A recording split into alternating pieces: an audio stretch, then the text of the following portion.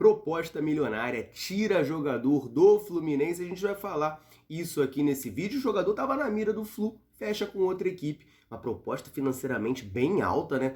Falar para vocês, eu tô até aliviado que não fechou com o Fluminense. Além disso, a gente vai falar de um jogador também oferecido ao Flu, pode vir a ser reforço em 2024. Então esse vídeo aqui falando um pouquinho de mercado da bola, mas claro, a gente vai falar de Mundial de Clubes também. Afinal, tô aqui em Jeddah, diretamente da Arábia Saudita, e tem algumas informações importantes quanto à final, né? A gente vai enfrentar o Manchester City. Estamos a 90 minutos, meus amigos, de sermos campeões do mundo. Já parou pra pensar nisso? Meu Deus do céu, eu fico até ansioso quando eu falo. Mas ó, muita coisa pra gente falar nesse vídeo, então desde já te convido a assistir até o final para ficar por dentro de tudo que tá acontecendo com o Fluminense, e peço para você deixar o joinha, deixar o like nesse vídeo aqui, ajuda demais a gente a alcançar mais tricolores, fortalecer o nosso trabalho, a gente aqui diariamente trazendo conteúdo sobre o Fluminense para você, tricolor, ficar muito bem informado, beleza? Então vamos começar com as informações, né? Porque, bom, eu não preciso nem fazer essa introdução aqui de falar para você que o Fluminense passou do Al-Ahly, que o Manchester City passou do Urawa Reds, e a gente vai enfrentar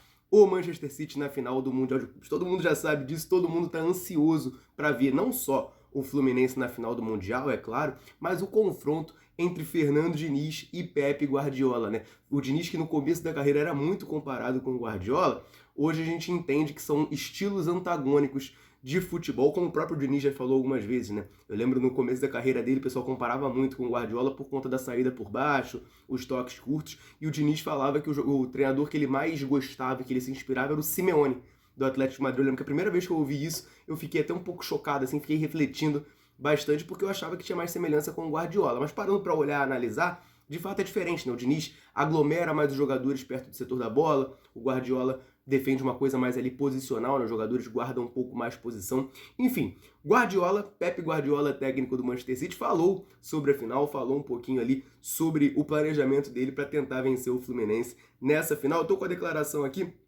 vou abrir aspas para vocês, ó. Os jogadores sabem como é importante para o Manchester City esse título mundial. Para estar aqui, é preciso fazer algo incrível, que é ganhar a Champions.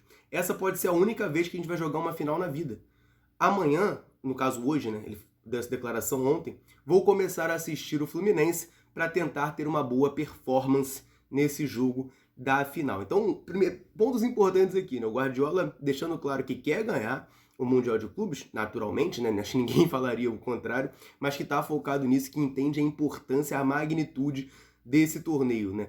Não acho que seja mentira, tá? Quando a galera fala que pro futebol europeu, né, pros clubes europeus, esse torneio tem menos peso do que pro sul-americano. Isso é verdade, gente. Fui no estádio ontem ver o Manchester City e o Urawa Reds, você percebia claramente que tinha muito torcedor do Manchester City, mas a maioria é a galera daqui, da região, que acompanha o futebol inglês e gosta do Manchester City. Ingleses viajando para cá, né, e é uma coisa até um pouco mais viável do que brasileiros, por exemplo, você via muito pouco. O pessoal falou que na transmissão da televisão acharam alguns para conversar, mas assim, a gente andando ali no estádio, né, é possível assim, você olhar e você reconhecer quem que é inglês e quem que é daqui da região, né? Tinha pouca gente com cara de inglês, pelo menos, aqui. Tinha, óbvio que tinha, mas não tinha tanto. Né? Do Fluminense a gente viu, um bloco ali de 3 mil pessoas, mais ou menos, estão aqui em Jeddah, que vieram do Brasil, né? Vieram de todos os cantos do mundo. Enfim, é um torneio que de fato não tem tanta importância para eles quanto tem para nós. Só que, cara, isso aí vale pro Manchester City, valia pro Chelsea, valia pro Liverpool também, né? E teve time brasileiro que não venceu. Então isso não é desculpa, tá? Não é desculpa e não é menosprezar o nosso possível título, caso a gente, se Deus quiser, consiga essa vitória na sexta-feira. O que me chamou a atenção também, né, é o Guardiola falar que a partir de... Ele falou isso ontem, né, a partir de amanhã, no caso hoje, ia começar a assistir o Fluminense, né? Ele tem aí 2 dias, então, para tentar entender o que o Fernando Diniz fala, para tentar aprender como é que o Fluminense joga, para nos neutralizar, né? Eu acho pouco tempo, mas enfim, o Guardiola é um técnico que a gente sabe que é um dos melhores da história do futebol e capacidade para isso ele tem. E além disso ele fala assim, né, eu vou começar a assistir, mas com certeza o Manchester City tem um departamento de futebol, um departamento de análise de observação enorme, que já observou o Fluminense há bastante tempo e já sabe muita coisa para passar para o Guardiola, para eles tentarem nos neutralizar. Só espero que não funcione, que a gente consiga mesmo assim vencer o Manchester City e ser campeão mundial, cara. Eu não me canso de repetir isso. A gente tá 90 minutos de ser o melhor time do mundo. Cara, eu tô vivendo um sonho. Sinceramente, tô vivendo um sonho. Se for sonho, não me acordem. Por favor, tá? Vamos prosseguir aqui com as informações, mas antes eu quero rapidinho fazer uma pausa aqui para dar uma moral para a galera que tá sempre dando moral aqui para Central. Em todo vídeo eu convido você que está assistindo a deixar um comentário aqui embaixo me falando o seu nome e de onde você nos assiste. A gente gosta muito de saber até onde nesse mundo gigantesco a Central Fluminense consegue alcançar. Galera, chega junto, deixa um comentário aqui e sempre que a gente pode, a gente vem aqui num vídeo e manda um abraço, manda um salve.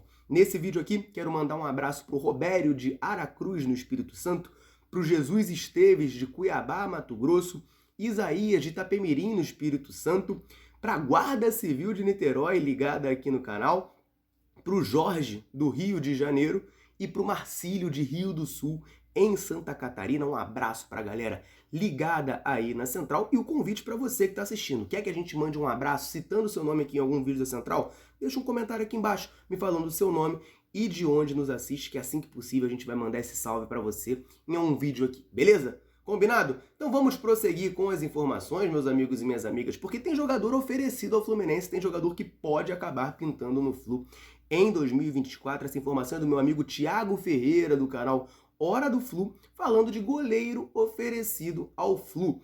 Ele traz pra gente, né, que o Fluminense de fato está interessado em ter um goleiro experiente para ser reserva do Fábio, né? Para em caso de necessidade, atuar ali no lugar do Fábio. O Fluminense para 2023 contratou o Vitor Eudes, né? Goleiro que não é tão experiente, tem 24, 25 anos agora. Estava no Marítimo de Portugal, começou no Cruzeiro, mas ele não conseguiu convencer aqui, né? Ele chegou, a princípio, a gente entendendo que ele seria o goleiro reserva, era para substituir o Marcos Felipe, que estava indo para o Bahia, mas o Vitor Eudes acabou se tornando o terceiro goleiro do Fluminense, foi fazer sua estreia com a camisa tricolor só lá contra o Bahia, lá foi na Fonte Nova aquele jogo, né? Eu sei que foi lá em Salvador, e inclusive ele tomou um gol ali bem defensável do Everaldo de cabeça, assim, um cara que acabou não convencendo o Fluminense, portanto, de olho, né, em contratar um goleiro mais experiente para temporada de 2024, já que o Fábio vai estar com 44 anos, ele faz 44 em setembro, né? Uma idade bastante avançada, por mais que o Fábio esteja agarrando muito, tá, gente? Isso aqui não é uma crítica ao Fábio, não. O Fábio,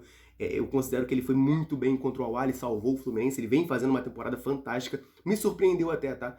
2022 ele foi muito bem, eu fui a favor da contratação, mas eu tava achando já que para 2023 ele ia oscilar mais, e ele foi mais regular ainda do que em 2022, foi muito bem, e se a gente é campeão da Libertadores hoje, a gente deve muito ao Fábio, tá? Mais informação do Thiago Ferreira do canal Hora do Flu é que o goleiro Felipe Alves foi oferecido ao Fluminense, tá? O Felipe Alves é aquele goleiro que era do Fortaleza por muito tempo, estava no São Paulo, o contrato dele com o São Paulo se encerra no final desse ano, e o contrato com o Fortaleza também, né? Ele estava emprestado ao São Paulo, o contrato com as duas equipes encerra no final de 2023 e o Felipe Alves vai ficar livre no mercado. Esse jogador foi oferecido ao Fluminense, mas até o momento não há informação de que o Fluminense fez proposta por ele, tá?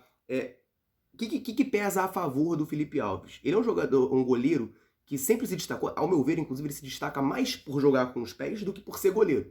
Ele debaixo da trave eu acho um goleiro regular, mas com a bola nos pés ele é um goleiro que sempre se destacou. Ele começa a ter destaque, por sinal, no Audax do Fernando Diniz, com o Fernando Diniz.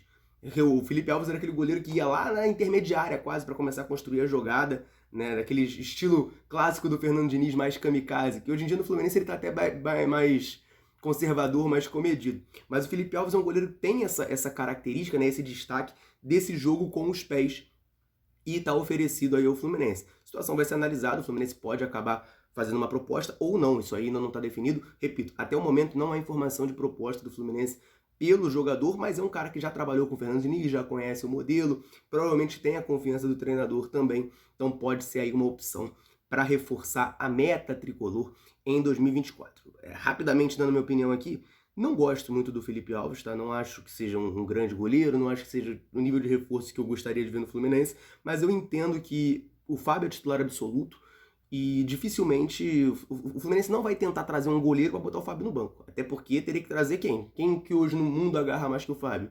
A gente conta nos dedos de uma mão só, né? Quem no mundo hoje agarra mais que o Fábio. Então, ainda mais se você pensar na realidade do Fluminense, quem que o Fluminense conseguiria trazer, aí esquece, né? Aí acho que nem numa mão você conta, menos ainda. Mas a gente vai trazer um goleiro que seja reserva, assim, é um caso tipo do Felipe Alves, tá embaixo, tava lá no São Paulo, não tá jogando, tá perdendo espaço. É um goleiro assim, o Fluminense tentou antes o Marcelo Lomba, né? A gente falou bastante aqui em live, meu Deus do céu, né, cara? O Marcelo Lomba eu acho muito, muito fraco. Perdeu a posição lá no Inter, foi pro Palmeiras, aí virou reserva eterna no Palmeiras, E era esse o cara que o Fluminense estava querendo. Mais experiente, mais rodado, já foi titular, mas, enfim, tá em baixa. Um grande goleiro a gente não vai trazer, porque a gente já tem um grande goleiro que é o Fábio. A gente não vai conseguir ter dois grandes goleiros no elenco, porque os caras não vão topar vir pra cá, a verdade é essa. O pessoal fala muito do João Paulo dos Santos, por exemplo, eu acho um bom goleiro. O Botafogo tá fazendo proposta para ele, eu imagino que ele vá para lá. Lá ele vai ser titular. Aqui ele seria reserva. Ah, mas aqui ele vai ganhar a Libertadores, vai ganhar o Mundial. Concordo. Mas às vezes o jogador, principalmente o goleiro, prefere estar jogando. Porque é uma posição difícil, não é que nem atacante, que o cara vai pro banco, mas ele entra todo jogo. Goleiro não. Pô, você vê aí, o Vitor Eudes jogou um jogo esse ano, o Pedro Rangel jogou 4, eu acho. E o resto tudo o Fábio. Então é uma posição que tem pouca rotatividade. E dada essa circunstância, o Felipe Alves é um nome assim, ok, né? Não vai empolgar ninguém, mas também não me revolta. O Marcelo Lomba me revoltava muito mais. Vamos ver se o Fluminense investe nessa contratação, se ele vai pra frente. Claro, a gente vai trazer tudo aqui pra você aqui no canal, então fica ligado. E vamos para a última informação desse vídeo, porque tem proposta milionária tirando jogador do Fluminense. E vou te falar, cara, fiquei aliviado, tá? Essa informação é da Raíza Simplício, lá do portal Gol, e sinceramente me surpreendeu muito que o Fluminense tenha feito uma proposta nesses moldes, tá? Mas o Fluminense estava interessado no Bruno Rodrigues, que jogou o último Brasileirão pelo Cruzeiro, teve bastante destaque, fez um bom brasileiro. É um jogador que o Fluminense já tinha no seu radar há bastante tempo. Eu lembro que no começo de 2021, comecinho desse canal aqui, eu lembro claramente de gravar um vídeo sobre isso. O nome do Bruno Rodrigues esteve bastante vinculado ao Fluminense, mas acabou que ele não veio para cá, ele foi para o São Paulo, se eu não me engano, na época. Mas é um jogador que, enfim, fez um bom brasileiro, se destacou. E a informação dela é de que o Fluminense fez uma proposta de 4,8 milhões de euros, cerca de 26 milhões de reais, com 2 milhões de reais de luvas e salário de 700 mil por mês para o Bruno Rodrigues.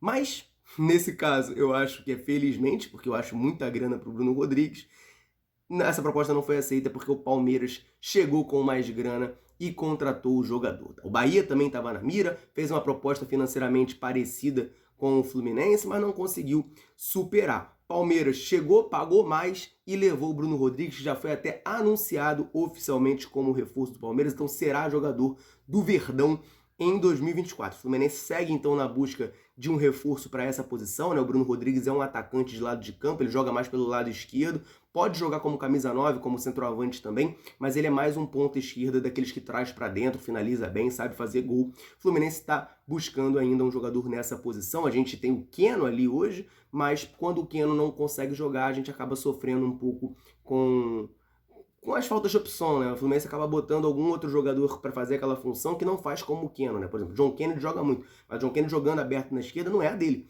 Então a gente não tem um jogador com as características parecidas com a do Keno. O Fluminense vai buscar algo assim no mercado, mas não vai ser o Bruno Rodrigues, porque o Bruno Rodrigues já assinou e é reforço do Palmeiras para a temporada 2024. Eu quero que você deixe um comentário aqui embaixo. Bruno Rodrigues, valia a pena pagar 26 milhões de reais nesse jogador?